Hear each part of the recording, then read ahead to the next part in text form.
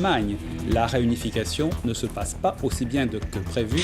Les forces de l'ordre avaient été renforcées à Dresde. Il s'agissait de canaliser la plus forte manifestation néo-nazie. Un certain nombre d'organisations néo-nazies ont en effet l'intention de célébrer, entre guillemets, le 102e anniversaire de la naissance d'Adolf Hitler. In Germany, they are known as the baseball bat years, but it has nothing to do with sport. This is the 1990s in Eastern Germany, a time of skinheads, bomber jackets and combat boots. The Berlin Wall had fallen and the former GDR was experiencing a wave of racist violence, unprecedented since World War II. The East German police force had been discredited, and the authorities of reunified Germany were not yet operational in the East. Well, that left young people radicalized by the far right, attacking migrants, homosexuals, and left-wing activists. Across the country, asylum centres were deliberately targeted. In fact, dozens of migrants were murdered. A decade of real violence. Well, now, today, 30 years later, the spectre of those dark years is resurfacing. Racist attacks are on the rise again. The courts are trying more and more young people from the neo-Nazi movement, some of whom are even minors. And the rise of the far-right party, the AfD, is giving such groups an unexpected platform of legitimacy. For those who grew up in the 1990s, history seems to be repeating itself. Well, Anne Maillet with Nick Holdsworth revisit the children of the baseball bat years for France 24.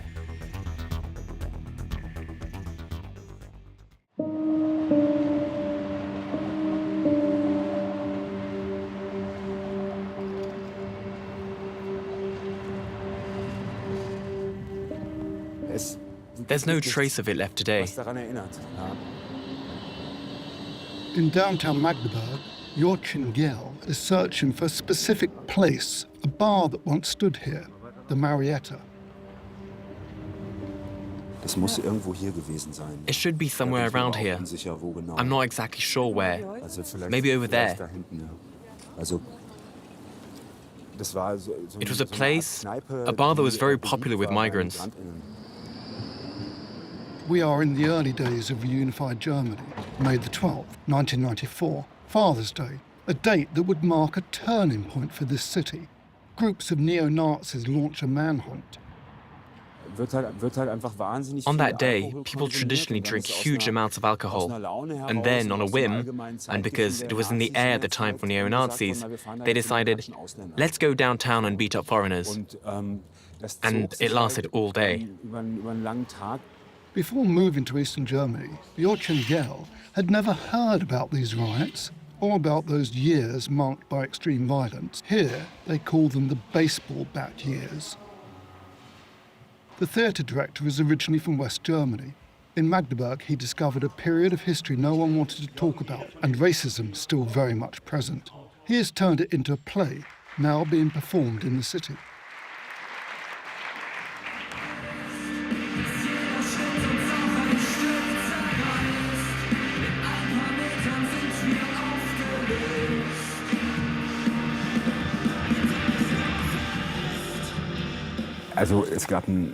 There were several racist incidents in my daughter's class, and we thought, we need to address this, create something for young people, to show them clearly that you don't have to go back to the Nazi era to talk about far-right violence. It exists in this country, and especially in this city. And as we researched, it became clear there was a huge need to talk about it among those who were there, because it had never really been addressed.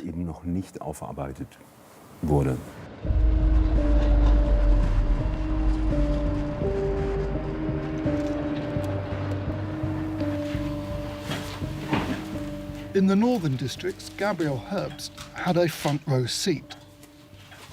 A pastor, she still lives next to her church. She remembers that Father's Day vividly. She knew some of the victims. That evening, when we got back, Tarek came to us, very shaken, and said, "Gabi, it was horrible. We were attacked. He was also in the newspapers. That photo that went around the world, that's him." Another victim, an Algerian man in his 30s, would die a few months later, probably from his injuries. At the time, Gabriel still saw reunification as a promise. They were years full of immense hope, but also immense violence. And I was, of course, completely naive about what I imagined democracy to be. I thought, now that the Iron Curtain has fallen, we'll accept each other. East and West, foreigners and locals. And I realized only much later that democracy is not a gift. It's something you have to work at. Her church, which was housing asylum seekers at the time, became a gathering point for local skinheads. They would always gather here, in front of the church. The foreigners living on church grounds no longer dared to go outside. They chanted Nazi slogans and played Nazi music. We couldn't take it anymore. And we already had refugees in the church. We felt threatened. In this cafe that Gabriel founded at the time, and which still welcomes migrants, we meet Juliana. Juliana, ein Urgestein. Juliana arrived from Angola in 1996, fleeing political repression. A few months later, just 5 minutes from her home, she met a different kind of violence in Magdeburg. She was attacked while returning home with her 2 children and spent a week in hospital. Unlike many victims, she chose to stay.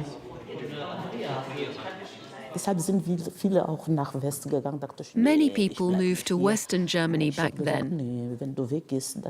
But I told myself, no, because if you leave, nothing will change. So I stayed. But to this day, I don't like going out alone at night. Her attackers received short, suspended sentences. For years, the state largely looked the other way. But on the other side, there was organisation, ideology, and leaders like Ingo Hasselbach, a former neo-Nazi. My years in that movement had an impact. They shaped this society. What we did in the early 90s still has consequences today. Hasselbach was once nicknamed the Führer of Berlin. We meet him somewhere in Germany. Even today, he lives under a different name due to threats. At the time, I saw myself as a political soldier. And of course, we showed that through our uniform. From those years, he remembers a sense of total power. East Germany was no more, an institutional vacuum where the most radical groups found fertile ground to recruit.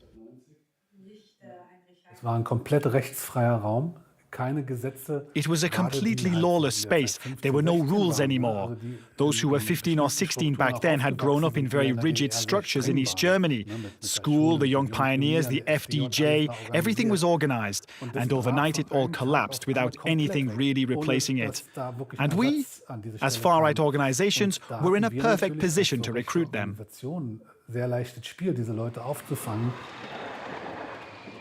As attacks and killings multiplied, Hasselbach left the movement, but the violence continued. We're now headed to the memorial for Frank Butcher, a young man who was beaten to death by neo-Nazis in February 1997. In Magdeburg, David Bergerich documents the traces those years left behind, those that some are still trying to erase. There's still paint stains on it. I'll have to see if we can get them removed. Bergerich knew Frank Butcher well, a young punk killed by skinheads a stone's throw from the city's largest hospital. Nearly 30 years later, what he sees surfacing today brings back memories. The bomber jackets are back, the combat boots are back, but above all there's a return of that 1990s atmosphere. The people who were the most violent back then are now parents, small business owners. They may have abandoned the violence, but that doesn't mean that they've changed their political beliefs.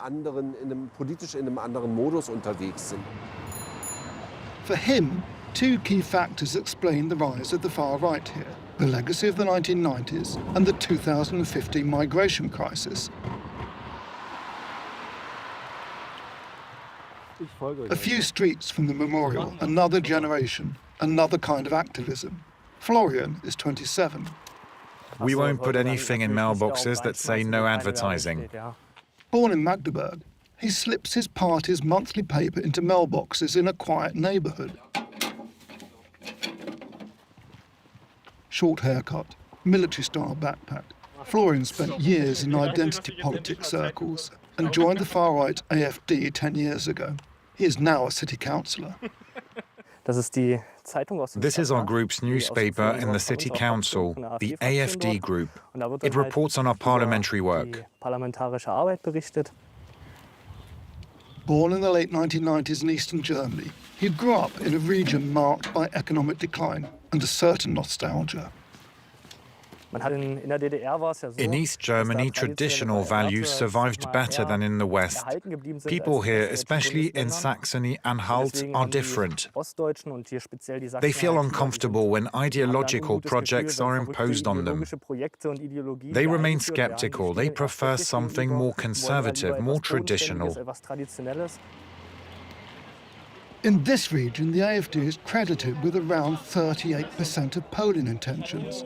The campaign for the regional elections in September has begun, and Florian is at all the meetings. Among the party's traditional voters, there are ever more young activists. Confiscation of assets and electronic tagging for rejected asylum seekers, cessation of subsidies for NGOs and left-wing associations. The regional branch has just adopted its most radical program ever. A protester in a white shirt tries to disrupt the meeting without much success. That evening in Magdeburg, one promise electrifies the room. Those who come here to exploit our system, we will shut them down. And those who are here illegally, who commit crimes, who disrespect women's rights, we will send them home immediately. For Florian and his colleague Heinrich, that's hardly radical. And when asked about the risk of a return to political violence with the rise of the AfD, they blame the other side. I think our radicalism is actually positive, because it remains words. Words are, how should I put it, the softest weapon, right?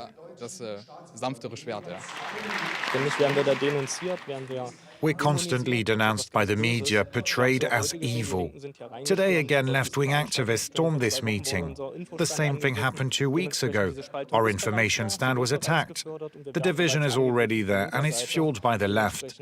I don't see why these people should be afraid. They are the aggressors. They attack us. And yet, in Germany, far-right offences have surged, according to the authorities. More than 38,000 cases in 2024, compared to around 6,000 for the far left. In courtrooms, a new generation is now answering for its actions. The trial of a neo-Nazi group, some of them teenagers, opened just weeks ago. It's important to understand that this wave must be prosecuted consistently and as quickly as possible. A cell accused of carrying out and planning attacks against asylum seekers and left-wing activists. For Hasselberg, the responsibility lies with the AfD.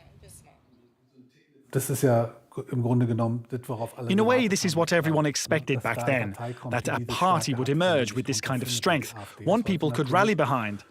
Today, for me, the AfD is the legal arm of right-wing extremism in Germany.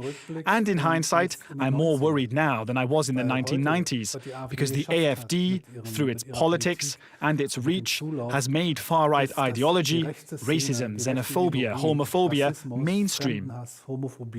Geworden ist.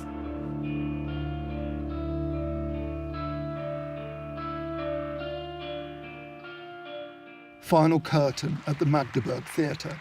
On stage, a debate unfolds between those who lived through those years and those who now sense their return. Two generations now sharing the same concern. It's not as if what's happening now came out of nowhere. There's continuity in Magdeburg since 1990. What shocks me today is how this far-right thinking is resurfacing with such force, so brutally. It weighs heavily on me. In the audience, the play still resonates. Isabel also grew up in this city, one that has never fully reckoned with its past. She is now preparing to vote in an extraordinary regional election.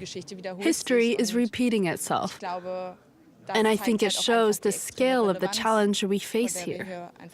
Our freedoms and the protection of our liberal society are at stake. 30 years after the baseball bat years, part of Magdeburg is still pushing back. Activists regularly take to the streets, calling for a ban on the AfD, a party classified as a confirmed extremist movement by domestic intelligence in the region. And yet, it could soon take power, turning this region into a laboratory for a new, more radical far-right in Germany.